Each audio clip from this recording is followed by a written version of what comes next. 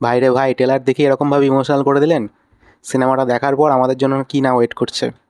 নমস্কার বন্ধুরা, আমি সৌরভ, তোমার সকলকে সৌরভ রিঅ্যাকশন চ্যানেলে স্বাগত জানাই। এখন কথা বলবো আফরান নিশোর দাগি সিনেমার ট্রেলার, যেটা কিছুক্ষণ আগেই ড্রপ করা হয়েছে। তো কেমন লাগলো?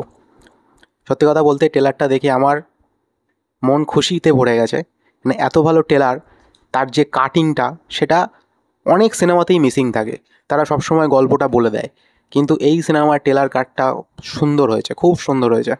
এবং প্রথমেই যখন স্টার্ট হচ্ছে আফরান নিশোর গলার ভয়েস দিয়ে, সে 14টা বছর জেলে ছিল, সে আল্লাহর কাছে প্রার্থনা করছে সবাই যেন তাকে ক্ষমা করে দেয়, এইভাবে শুরু হচ্ছে।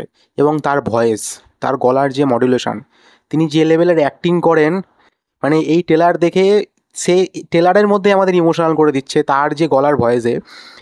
সিনেমা দেখার পর সত্যি কথা বলছি, কি ওয়েট করে আছে।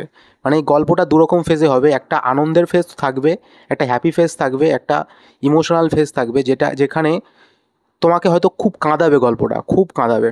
এই গল্পটা এরকম টাইপের গল্প হতে চলেছে, ইমোশনাল গল্প হতে চলেছে, বিশ্বাসঘাতকতার গল্প হতে চলেছে, যেখানে তাকে বিশ্বাসঘাতকতা করে হয়তো জেলের মধ্যে পাঠানো হবে, হয়তো তার কোনো দোষ ছিল না, সবাই তার নিশাতের ফাঁসি চায়, নিশাতের ফাঁসি চায়, এইভাবে শুরু করছে।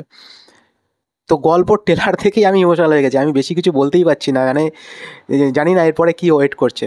যারা সুড়ঙ্গ সিনেমা দেখেছো তাদেরকে একটা কথা বলি, তমা মির্জার যে ক্যারেক্টারটা ছিল, তাদের সবাই হয়তো মনে আছে যে তমা মির্জা এখানে ডবল গেম খেলেছিল। তমা মির্জার ক্যারেক্টারটা আমি যখন রিভিউ করেছিলাম, যে সুড়ঙ্গ সিনেমাটা, তখন বলেছিলাম যে আফরান নিশোর পাশাপাশি তমা মির্জার যে ক্যারেক্টারটা, সেটা না থাকলে আফরান নিশোর ক্যারেক্টারটা অতটা ভালো কিছু হতো না। এখানেও তমা মির্জার ক্যারেক্টারটা খুব ভালো কিছু হতে চলেছে, যেটুকু আমি ট্রেলার দেখে বুঝেছি। এখানেও একটা জায়গা আছে যেখানে মনোজ প্রামাণিকের সাথে তার বিয়ে হবে, এবং আফরান নিশো তাকে বলছে গাদ্দার, গাদ্দারি করছিস, এরকম কিছু একটা ব্যাপার রয়েছে। সেটা ট্রেলারের মধ্যে হালকা বিস্তর একটা সিন দেখিয়েছে, সেটা দেখে আমি একটু গেস করলাম।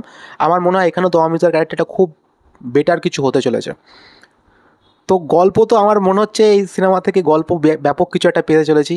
বিশাল এক্সাইটেড রয়েছি, এবং এই সিনেমাটা বাদবাকি সিনেমার মতোই একটা জায়গা সে ধরে রাখবে। এই সিনেমাটা ব্যাপক ব্যবসা করার মতো একটা সিনেমা, যেটুকু আমার মনে হয়েছে। মানে আফরান নিশো কাউকে হতাশ করবে না, যেটুকু আমার মনে হয়।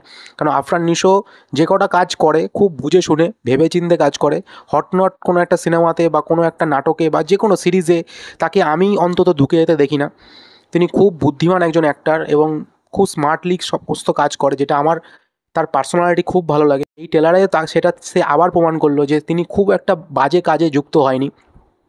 এখানে আফরান নিশোর দুটো ফেস দেখতে পারবো আমরা, একটা রোগা টাইপের, একটা যে মানে আমরা অভ্যস্ত তাকে সেরকম, এবং জেল থেকে যখন বেরোয় তখন দেখবে সে মোটা হয়ে আছে, সে তার মুখে ঢুকে ডিপ্রেশন, তার মুখে ঢুকে ছাপ, যেই জায়গাগুলো ডিপ্রেশনের ছাপগুলো, সেটা দেখে বোঝা যাচ্ছে। তো এই ছবিটা নিয়ে সে 2 বছর যে কেটেছে, সেটা পরিষ্কার ট্রেলার দেখে বোঝা যাচ্ছে। এবং সিনেমা দেখার পর মানুষজন তো পাগল হয়ে যাবে আফরান নিশোকে নিয়ে, এটুকু আমি বলে দিলাম, কনফার্ম লিখে নাও।